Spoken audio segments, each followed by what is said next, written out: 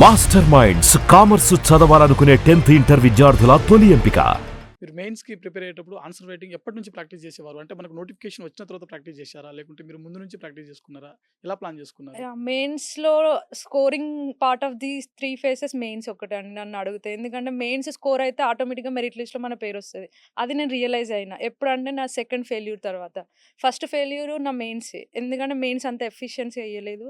Answer writing practice లేదక్కడ. Okay. So, అక్కడ realise అయినా. ఫెయిల్యూర్స్‌ని కూర్చొని అనలైజ్ చేసుకొని ఎక్కడ పోయిందనేది మెయిన్స్‌కి ఈ ఇయర్ ఏం చేశా అంటే నాకు ఫెబ్‌లో రిజ మే ప్రిలిమ్స్, మార్చ్‌లో రిజల్ట్ వచ్చినాయి. రిజల్ట్ కోసం వెయిట్ చేయక మెయిన్స్ ఓకే.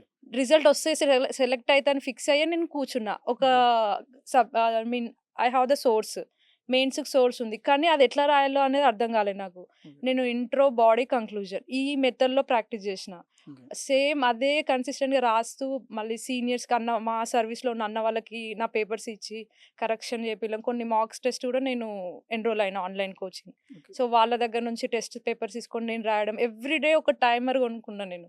టైమర్ కొనుక్కొని ఆ టైంలో కంప్లీట్ చేయాలి. మాకు 10 మార్క్స్ క్వెషన్ నేను 5 మినిట్స్‌లో కంప్లీట్ చేయాలి. అది టార్గెట్. ఓకే. ఇనిషియల్‌గా ఒక హాఫ్ అన్ అవర్ పట్టింది 10 మార్క్స్. కానీ కన్సిస్టెన్సీగా, డిసిప్లిన్‌గా ఎవ్రీడే ప్రాక్టీస్ చేస్తుంటుంటే నేను టైమ్ మేనేజ్‌మెంట్ చేయగలిగిన ఎగ్జామ్ హాల్‌లో. అదైతే నాకు చాలా హెల్ప్ అయింది. Time management, writing speed and answer should be intro, body, conclusion. ఈ వేలో రాయడం వల్ల మంచిగా లుక్ వచ్చింది.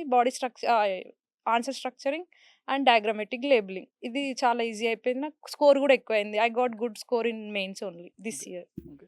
ఈ మెయిన్స్ కోసం మనకు సిలబస్ స్పెసిఫిక్‌గా ఏమైనా మార్కెట్‌లో మనకు బుక్స్ దొరుకుతాయా? లేకుంటే మీరేమైనా డిగ్రీ లెవెల్ ఆర్ పీజీ లెవెల్‌లో ఉన్నటువంటి సిలబస్‌ని కవర్ చేశారా?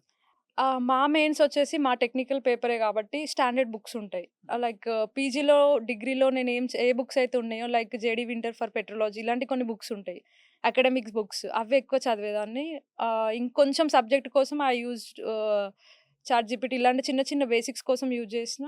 అండ్ కోచింగ్ నోట్సెస్ కూడా కొన్ని ఆన్‌లైన్ కోచింగ్ యూజ్ చేసుకున్నా. బెస్ట్ ఆన్సర్ కోసం.